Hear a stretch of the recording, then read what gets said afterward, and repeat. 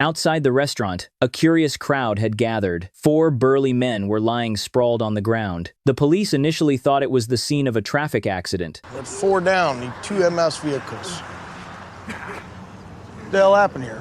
Somebody run them over? No, man. It was a fight. One guy took them all out in like seconds. He's still in there. That's him. The officer drew his gun, walked in, and handcuffed him. On him, they found only an expired military ID, a total of $38, and a toothbrush. Aggravated assault is a second-degree felony in this state, Mr.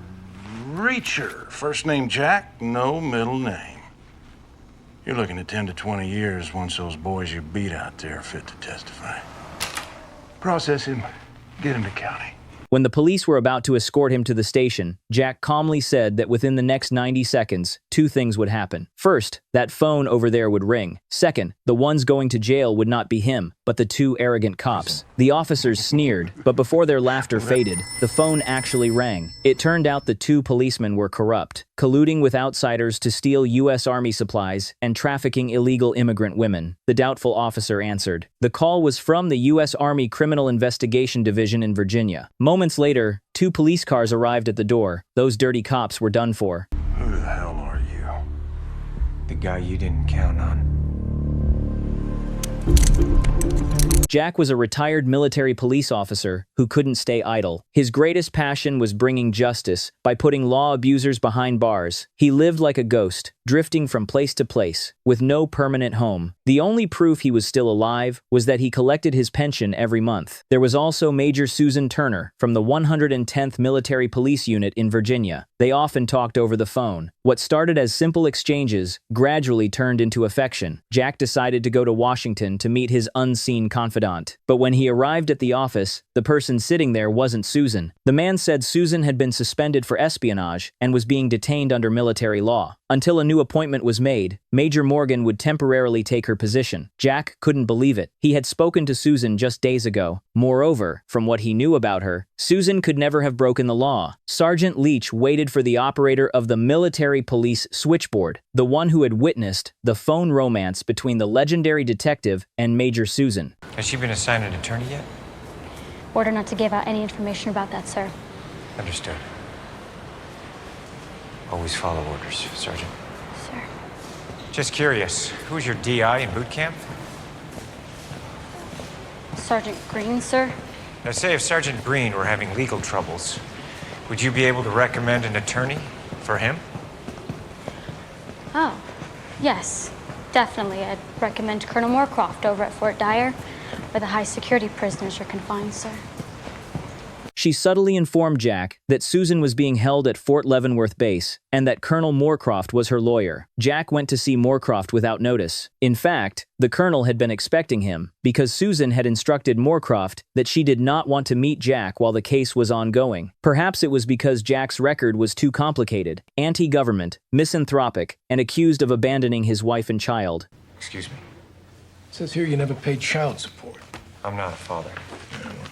A woman named Candace Dutton begs to differ. She contacted the Army seeking compensation for her daughter. Samantha Dutton. She's 15 now. It's a mistake. They usually are. Mother's got 2 priors, prostitution, possession. Jack didn't rush to deny it. He quietly took the girl's photo. Returning to the main issue, the Army had found a hard drive containing classified intelligence in Susan's home and accused her of selling military secrets. Although the evidence was weak, Moorcroft still decided to accept a plea bargain. Jack was speechless. To him, Moorcroft was nothing but a coward, a man who only cared about self-preservation. Leaving the military base, a black SUV silently followed him. As a legendary investigator, there was no way he wouldn't notice he was being tailed. He entered a restaurant, took out the girl's photo, and examined it closely. Why do I suddenly have a daughter? The black SUV stopped across the street. 2 men in black sunglasses sat inside, watching him. One drew his gun and cocked it, but at some point, the target inside the restaurant had vanished. Jack didn't flee. He calmly approached them instead. How's it going? Don't. Show me. Throw it back. Checking their IDs, Jack discovered they were employees of Paris Security Company. I don't like being followed. After giving them a warning, Jack walked away casually. He disassembled the gun with practiced ease and tossed the pieces into a trash bin. The events of the past 2 days were too strange, so he decided to investigate. First, he had to find the girl named Sam in the photo. He followed her to a supermarket. Sam picked items while slipping others into her sleeves. She had grown up without a father, and her mother was an addict. Since childhood, she had wandered from place to place, stealing as a means of survival. Such instability had sharpened her instincts, something she and Jack had in common. I don't like being followed. On the sidewalk before. And in the market. Jack said he meant no harm, that he was just an old friend of her mother's. At the mention of her mother, Sam didn't turn around, but walked away, raising her middle finger as a gesture. Every move they made was captured by assassins with cameras. Colonel Moorcroft wasn't a fool. He had uncovered some clues. 2 weeks earlier, Susan's subordinates, Mikovic and Sergeant Jelly, had been ordered to Afghanistan to investigate. They were killed at Bagram Air Base. Soon after, Susan was accused of espionage. It seemed there was a dark secret behind all of this. On top of that, Jack himself was being followed. He believed the killers of the 2 sergeants were connected to the parasecurity company. Moreover, those same killers also wanted Susan dead. He had to find a way to stop them. The 2 arranged to meet that night. However, that very evening, the assassins broke into Colonel Moorcroft's home. He was the same man who had murdered the 2 sergeants in Afghanistan. As Susan's lawyer, he knew many internal secrets, and he also wanted to know how much Jack had discovered. How much did you tell Jack Reacher? We didn't talk about that. Of course you did. We talked for 10 minutes. 10 minutes is a very long time, as you were about to learn.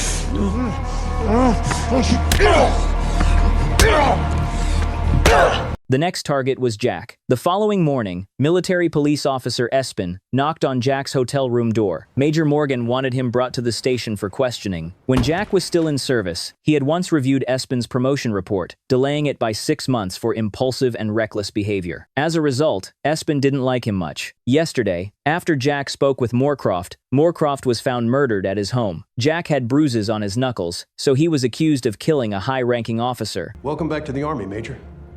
You're under arrest. Jack was imprisoned in a high-security military jail in Washington. Susan was also held there. The prison was equipped with tight security and cameras installed in every corner. Jack observed carefully, memorizing the location of Susan's cell. The military police removed his handcuffs and let him meet privately with his lawyer. Jack wasn't focused on the conversation. He was only thinking about how to get Susan out of prison. Through the window, he saw 2 security agents who had followed him all the way to the prison. These men were bold enough to attempt a murder inside a military facility. He couldn't waste another second. Apologize. I have low blood sugar. Excuse me? I didn't eat this morning. I feel lightheaded. Could you get me something from the officer's mess? Sandwich, maybe?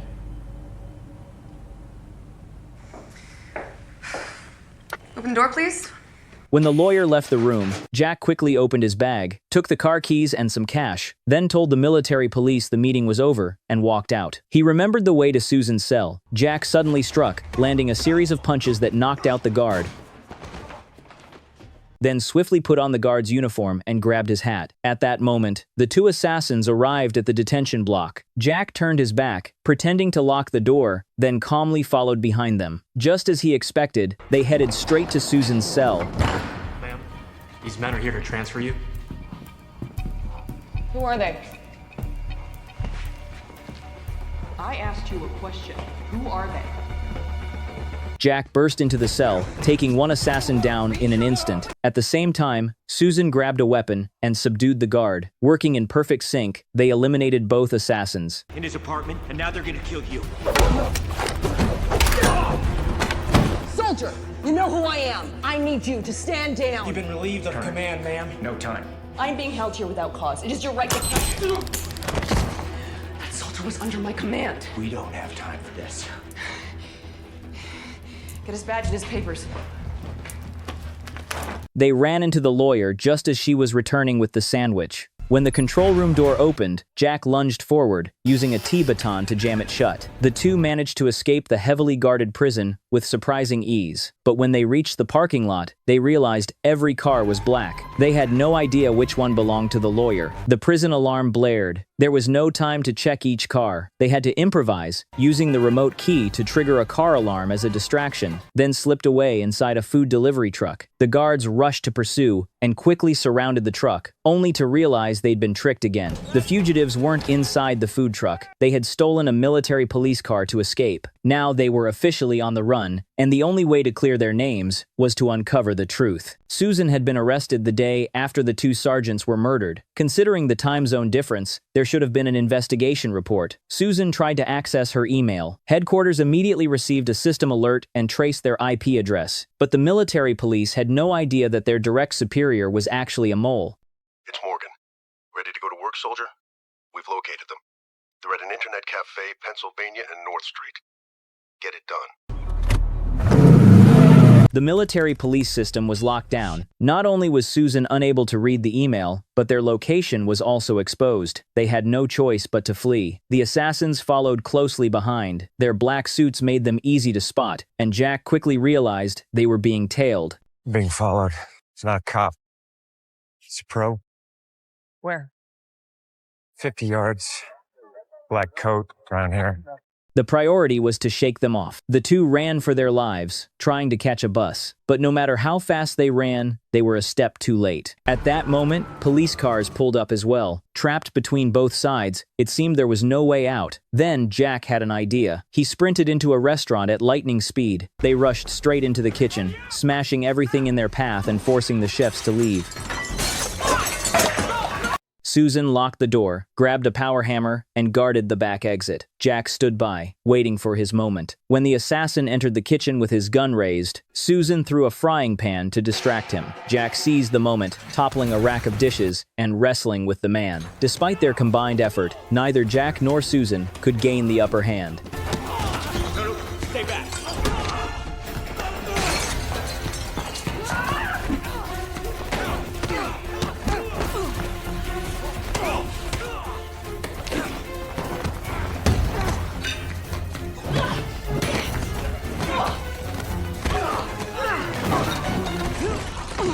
Fortunately, the police stormed in, but the assassin didn't panic. He calmly claimed to be a military police officer, saying his ID was in his pocket. When the cops moved to check, he suddenly attacked, snatched a gun, and killed both unfortunate officers. When he turned back, his targets were gone. Soon after, the assassin received a call from a powerful general in the U.S. Army. Sure you can handle him by yourself? I can handle him just fine. Prove it. Jack and Susan found refuge in a roadside motel, using the lawyer's money to buy some supplies. They had to stop running. It was time to fight back. They called Major Morgan and, using a bit of deception, tricked him into sending the investigation report that the two sergeants had sent to Susan before their deaths. By the time Morgan realized he had been fooled, it was too late. Jack subdued him, while Susan quickly copied the email report and grabbed a stack of cash from the drawer. You think you're invulnerable? Almost done uploading. But there are ways to get ahead of you, Reacher. Got it.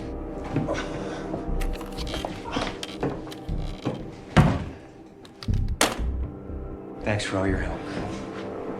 The investigation report revealed that the last person the two sergeants had spoken to was a contractor named Daniel. Jack contacted Sergeant Leach from the military police, asking her to investigate the role of parasecurity at Bagram. There was also an employee named Daniel. They had to find out what happened to him. Susan printed out the photo from Major Morgan's email and noticed that someone had secretly photographed Jack and Sam. She immediately realized Sam was in danger. The two of them rushed to Sam's house. Her foster parents had been murdered, leaving only a blood stain on the wall. Jack, a skilled investigator, opened the window and pictured Sam running away in his mind.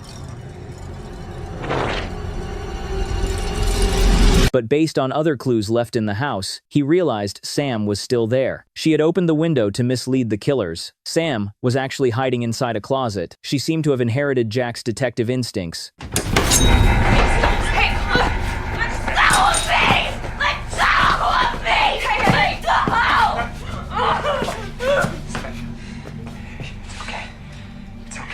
The assassins then went to Major Morgan's house. According to the agreement, they weren't supposed to go there, but after repeated failures, they lost control. When they discovered Jack had been there, they left fingerprints on the phone. The assassin then smashed the phone against Morgan's head until he was dead.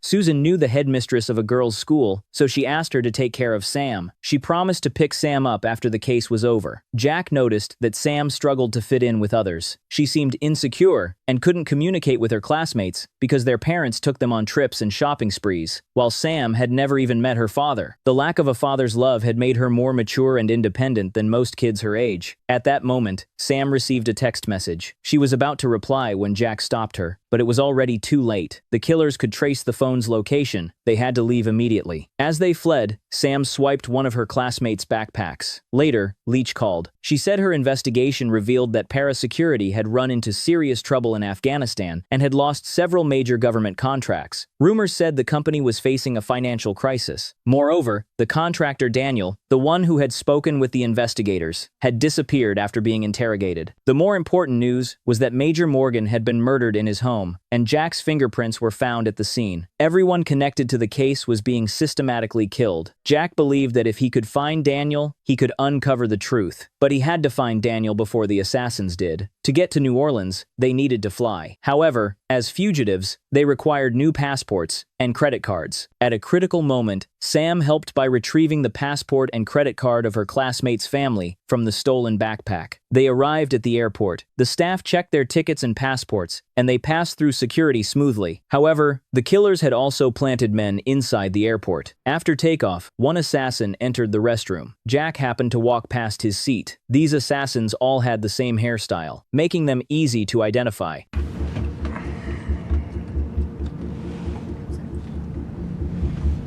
It's a haircut. All you contractors go to the same barber? Jack knocked the man unconscious and took his phone. Then he went to the restroom and ambushed the second assassin.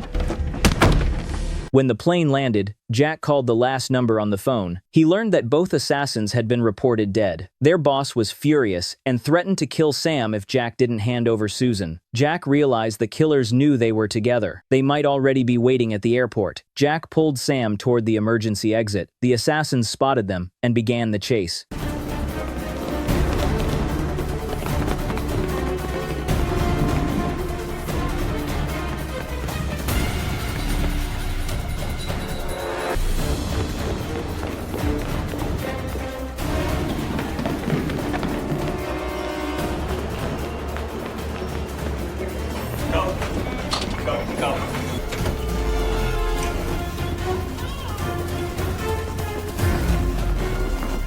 Wait.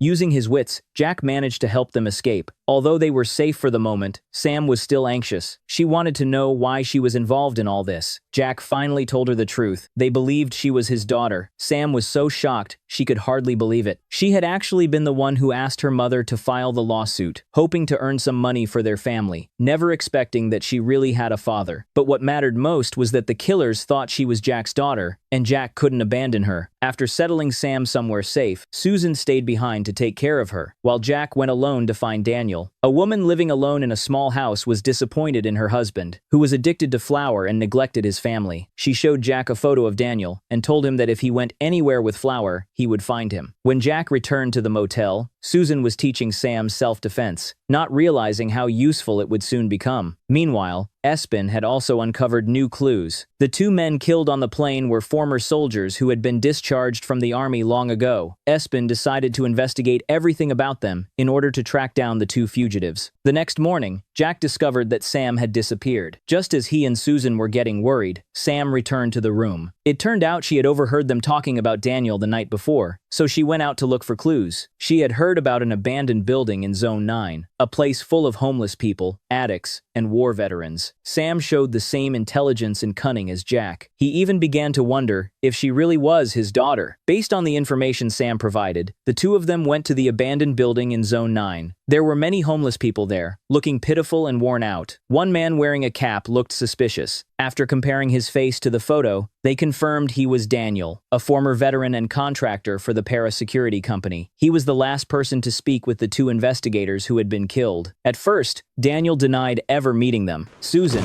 furious, punched him straight in the face. Daniel stayed silent, knowing that revealing what he knew could cost him his life. Susan promised to protect him, but warned that if he stayed quiet, she might just kill him herself. Finally, Daniel confessed what he knew. Para-security had been transporting a shipment of weapons from Bagram. The amount was enough to start a war. Daniel had been paid to stay silent, and the company had planned to sell the weapons instead of bringing them back to the U.S. However, during transport, the convoy was ambushed and completely wiped out. Daniel was the only survivor. To cover up the truth, para-security hired assassins to eliminate the two investigators. Fearing for his family's safety, Daniel chose to go into hiding. Susan felt something didn't add up. She reasoned that para-security wouldn't risk losing its government contracts just to sell weapons. The trade-off wasn't worth it. They decided to investigate further at the military base. They learned that a shipment of weapons arrived from Bagram to the U.S. every Friday night. Accounting for the time zone difference, the plane would land around 10 p.m., but they needed more help. Meanwhile, Espin was leaving a restaurant when a woman deliberately approached him and handed him a cell phone. The woman had been hired by Susan. Not long after, the phone rang. Espin hesitated before answering. Susan told him she had a witness who could prove her innocence. They agreed to meet at 8 p.m. Soon after, the military police also discovered that the assassins on the plane had been hired by para-security, confirming Susan's story. Clearly, there was a conspiracy behind it all. Espin reported to the military police that he was meeting a witness, but he didn't know his call was being monitored.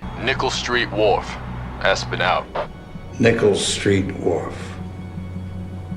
No witnesses. When Espin arrived at the pier, Susan and Jack were hiding in the shadows, still not daring to come out. As long as Espin could take the witness back, the truth would be exposed. But just as Espin was about to get into the police car, a gunshot rang out. Daniel fell to the ground. The assassins opened fire wildly, blowing out the tires of their vehicles. In the ensuing shootout, Espin was shot in the leg. One of the killers advanced toward him, ready to finish him off. Jack acted decisively, leaping forward to take one down, seizing his gun, and returning fire. Espin used the chance to call for backup. Jack provided covering fire, shooting an oil drum and killing another assassin in the explosion. But his ammunition soon ran out. He could no longer fight back. Susan tried to pick up a gun from the ground, but was pinned down by heavy fire. Jack quickly used the headlights to blind the attackers, giving Susan a chance to recover. The military police reinforcements were on their way, but the only witness was dead, meaning Susan was still under suspicion. She handed the gun to Espin and said, "If you can get to para-security's airfield, the conspiracy will expose itself." The two investigators who had died in Afghanistan were Espin's close friends. He didn't want their deaths to remain unsolved, so he decided to trust them one more time. On the way to the airfield, the military police uncovered that para-security had lost a multi-billion-dollar government contract 6 months earlier. The company had fallen deep into debt, yet, mysteriously, they had managed to pay everything off recently. If they were only selling weapons on the black market, there was no way they could have cleared such massive debts. Jack suspected they were involved in something far bigger than arms trafficking. Meanwhile, at the hotel, Sam was hungry. She picked up the phone to order room service, but since they had paid in cash, the hotel couldn't process it. Sam then took out the stolen credit card. However, because she had already used it at the airport, their location was quickly traced. At exactly 10 p.m., the military police convoy arrived at para-security's airfield, narrowly avoiding a collision with the assassins' SUVs. Upon arrival, they presented their IDs. According to protocol, the guards needed to verify with their superiors. Workers at the airfield were unloading cargo. At that moment, several black SUVs blocked the road. Faced with a critical situation, Susan made a split-second decision.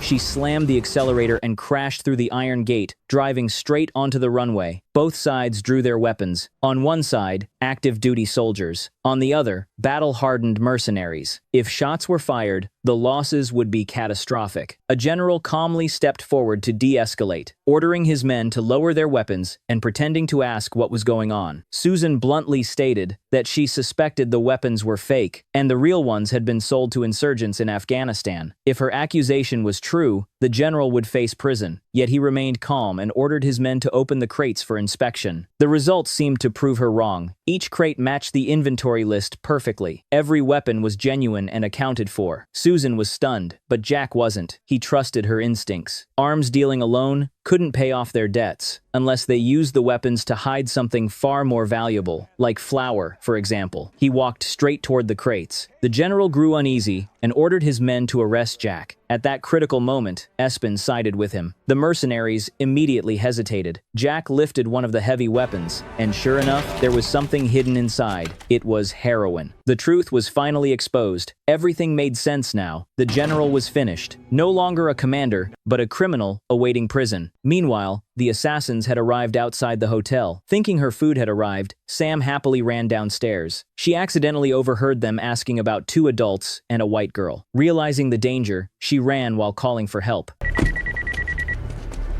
Sam. Reacher, it's him. He's here. What? At the hotel. Hurry. Reacher. Sam, listen to me. Sam.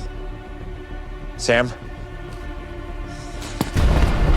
He jumped into a military police car and sped toward the hotel. Sam knocked on the next room's door and dashed out onto the balcony. The killers chased after her. Hearing a woman scream, one of them burst into a room, and a deadly chase began along the balconies. When Jack arrived at the hotel, Sam was gone. He knew she must have blended into the crowd. That's exactly what he would have done. And indeed, Sam used the crowd to play a dangerous game of hide-and-seek with the assassins. Both sides split up to search for her. Jack climbed to higher ground and called the assassin, challenging him to a one-on-one fight. But the killer didn't care. He planned to use everyone around to gain the upper hand. Just then, he spotted Sam. The call cut off. Jack's nerves were on fire. He ran frantically through the streets, desperate to find her. Luckily, Susan saw Sam fleeing and called Jack to tell him her location. With that, Jack charged forward like a wild animal. The assassin chased Sam into an alley. When he saw no one, he ordered his men to spread out. Sam was hiding under a staircase. As she tried to make a run for it, a third assassin caught her. At the critical moment, Susan arrived to save the girl. She fought the assassin barehanded. Though she was knocked down hard, she managed to get Sam out of danger. The killer raised his gun, but Susan grabbed a metal rod and struck him. His weapon fell to the ground. She then picked up an electric cable, wrapped it around his neck, and used every ounce of strength to choke him. The assassin collapsed, lifeless,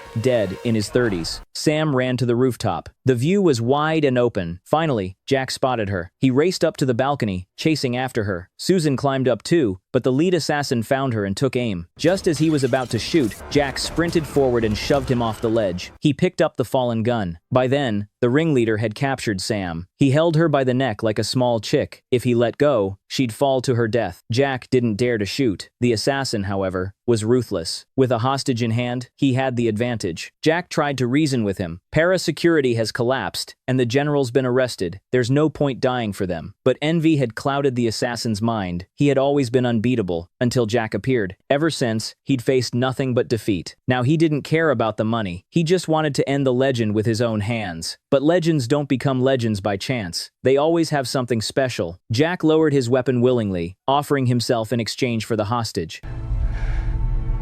You know what this means? It means we're dead already.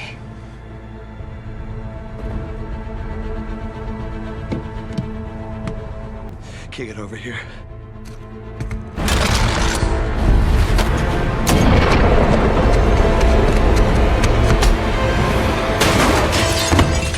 After the danger passed, Jack returned to the military police. Susan, once again in uniform, looked radiant and strong. Their first date hadn't been a date at all, but through bullets and chaos, they had come to truly understand each other. Both were strong-willed individuals, not suited to be lovers, but the kind of partners who would die for each other without hesitation. Sam met Jack at a cafe. She confirmed that he wasn't her father. The woman who had just poured his coffee 3 times was, in fact, Sam's mother. If they had ever been lovers, how could they possibly not recognize each other? Yet, in their hearts, the bond between them felt real. Sam longed for a father's love, and Jack longed for family. They had filled the emptiness in each other's hearts. Every party must come to an end. Jack set off once again, continuing his journey through life. But unlike before, he was no longer alone. He now had someone to care about. This was where a hero truly belonged. Today's story ends here. Thank you for watching. What did you think of the movie? Leave your comments below.